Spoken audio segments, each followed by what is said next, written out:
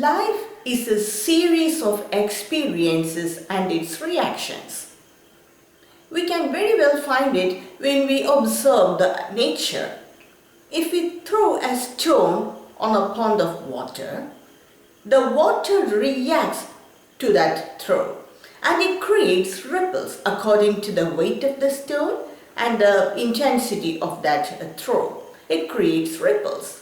Just like that, our mind reacts to experiences in life. We experience many things in life and our mind reacts according to it. Mind has four dimensions or four aspects or four functions. The thinking mind, the ahankara, the buddhi and the chitta.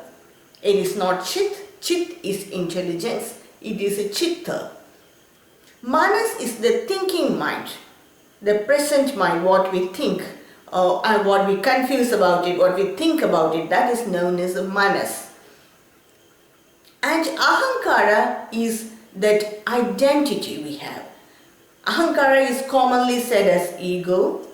That's a negative aspect. We think so many things about ourselves and we build up our ego either in a positive way or in a negative way. But ahankara originally means it is the identity we have.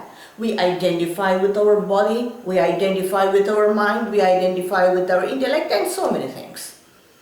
So ahankara is that identity. Only with the ahankara we separate ourselves from this universal consciousness.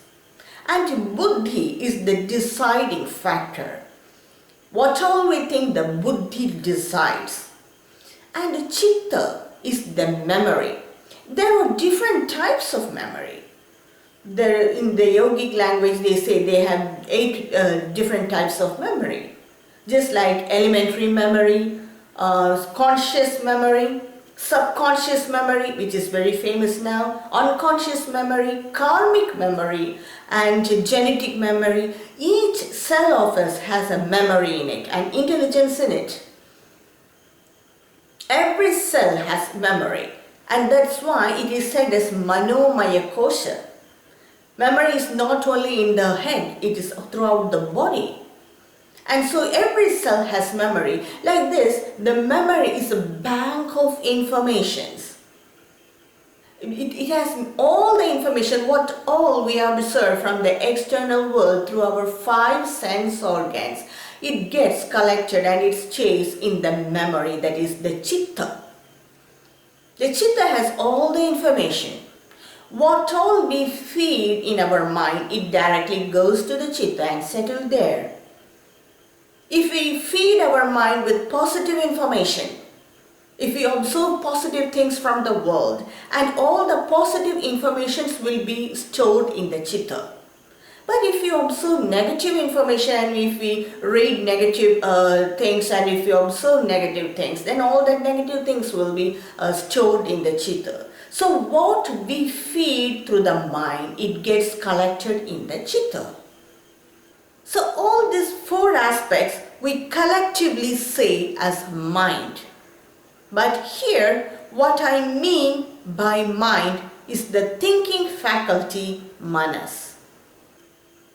When we observe the world, for a particular incident, it may be a big incident or a very small incident, we all do not react in the same way. For the same incident or for the same situation, different people react in different ways. We may very easily in a one word give it's because of knowledge or it's because of maturity. But how does this knowledge work? And how does this maturity work? And what makes us to react in a different way or from the other people, or how does we react? And that's what I'm going to share with you today. Here, all the faculties of the mind are involved. The way we identify, our buddhi selects the thoughts according to it. If I decide or if I identify that I am an Indian, then the buddhi will select the thoughts only related to that and it will reject all other valuable information. If I decide that I am such and such person, if I identify I am that such and such person, then the buddhi will select only that thoughts and it will reject all the other thoughts. That's why it's very important to select our identity. We must identify with our universal consciousness, that's our true identity. And here all the faculties of the mind are involved in the way we react. Through the 5 sense organs, we experience this world. And all these sense organs give the information to the mind.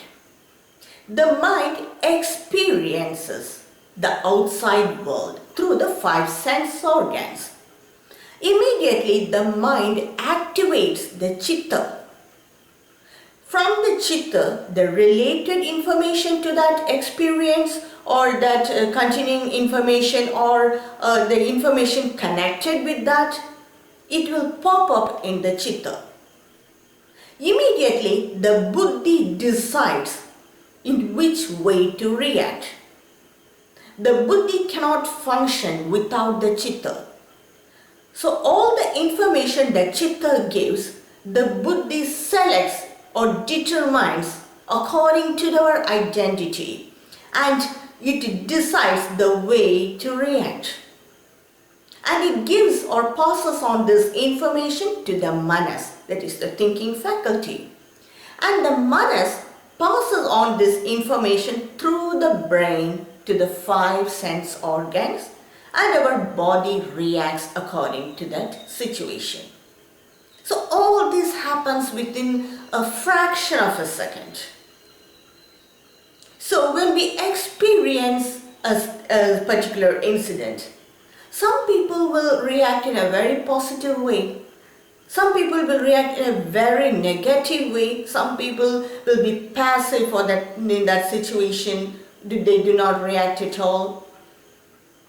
Some people will have mixed reactions. So all this depends on what we feed into our mind, because it gets settled in the chitta. And when the mind wants the chitta to activate, all these thoughts will pop up in the chitta, and the mind decides and it passes on that decision to the manas, and the manas reacts. Through the sense organs and the body, it reacts. So we must feed our mind with the positive information. Our knowledge and the way we react to situation defines our personality, defines our attitude. If you are a negative person or if you have a negative personality, then we react in a negative way. That means we have not fed our mind with positive information. If we react in a positive way, it means we are a positive person and we have fed our mind with, or fed our chitta with positive information. So this is very important in life. If we feed our mind, or if we observe only the external world where there are only negatives, then we will be able to feed only the negative information through the mind to the chitta. Here it is very important for the spiritual knowledge. Only the spiritual knowledge can make the mind positive, so that when the mind experiences something, it feeds that automatically that positive information, the spiritual information comes out from that chitta, and the buddhi decides and the mind will react accordingly. So all these factors are involved when we react to a situation. And that's why feeding the mind with positive information or spiritual information is very important. Feeding the mind with spiritual information means it is not feeding the mind with scriptures or with heavy matter about spirituality. It is enough that if we understand that all the people have that same consciousness, and if it hurts us, it will hurt the other people too. Just this basic information, if we feed our mind regularly, then to any situation we will react in a positive way. So that's how different people react to a same incident in different ways. Thank you for watching.